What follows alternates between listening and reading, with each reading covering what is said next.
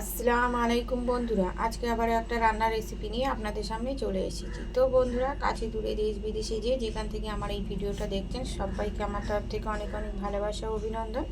Nishad kitchen and blog চ্যানেলের তরফ থেকে সবাইকে অনেক অনেক ওয়েলকাম।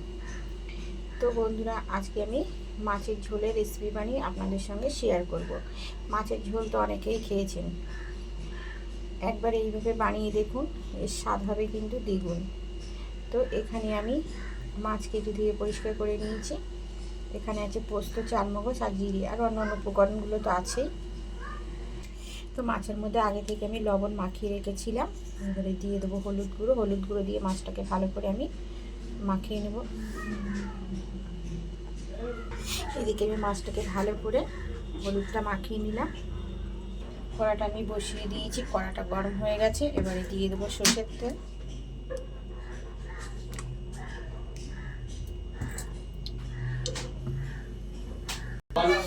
তেলটা আমার গরম হয়ে গেছে, দিয়ে দেবো একটু লবণ, দিয়ে দেবো একটু হলুদ গুঁড়ো। এদিকে আমি মাছগুলো ভাজতে বসিয়ে দিলাম। এদিকে আমি অন্য একটা কড়াই একটু চালমগজ দিয়ে পোস্ত একটু হালকা করে ভেজে নেব।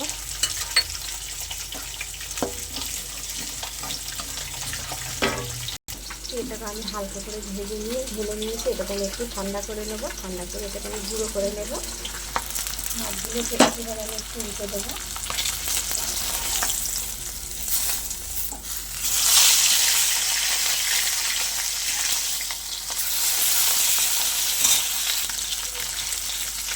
মাছগুলো আমার ভাজা হয়ে গেছে, এবারে তুলে নেব।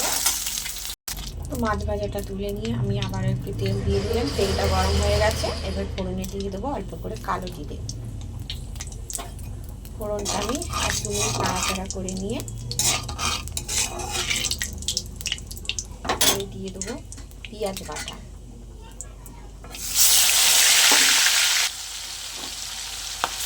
পেঁয়াজ বাটাটা তেলের সঙ্গে একটু ভাজা ভাজা করে নেব।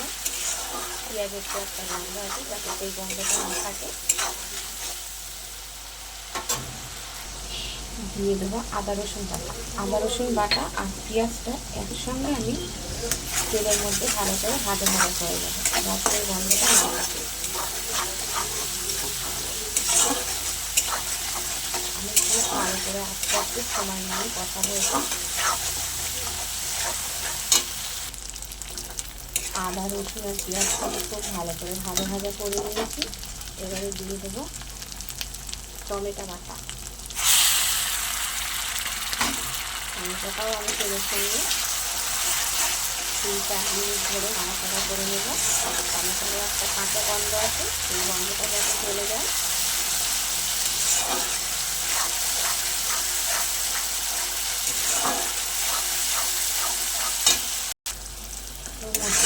খুব ভালো করে আদা রসুন পেঁয়াজ টমেটোটা আমার খুব ভালো করে তেলের সঙ্গে নাড়াচাড়া করে নিয়েছি। ভাজা ভাজা মতো করে নিলাম। মশলা থেকে তেলও ছেড়ে দিয়েছে। এবারে দিয়ে দেবো কিছু গুঁড়ো মশলা। গুঁড়ো মশলার মধ্যে আমি দিয়ে দেবো হলুদ গুঁড়ো, আর কালারের জন্য দেবো কাশ্মীরি লঙ্কার গুঁড়ো। আর পেঁয়াজ কাঁচা লঙ্কা আগে থেকে বেটে রেখেছিলাম, সেটাকে আপনাদের সঙ্গে শেয়ার করে নিই।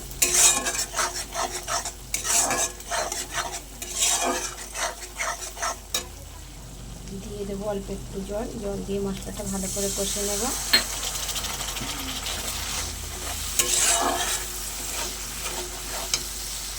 মশলা থেকে তেল ছেড়ে দিয়েছে, এরপর আমি দিয়ে দেবো পরিমাণ মতো জল।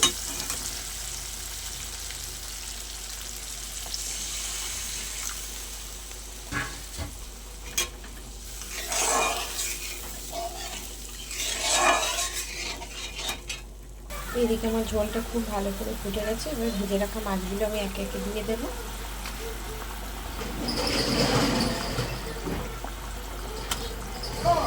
এরপর আমি দিয়ে দেবো চিরা কাঁচা লঙ্কা, উপর থেকে ছড়িয়ে দেবো কিছু ধনে পাতা কুচি, দিয়ে দেবো যে মশলাটাকে আমি ভেজে বেটে নিয়েছি, পোস্ত, চালমগজ আর জিরে উপর থেকে দিয়ে দেবো। দিয়ে আমি 4-5 মিনিট মতো ফুটিয়ে নেব।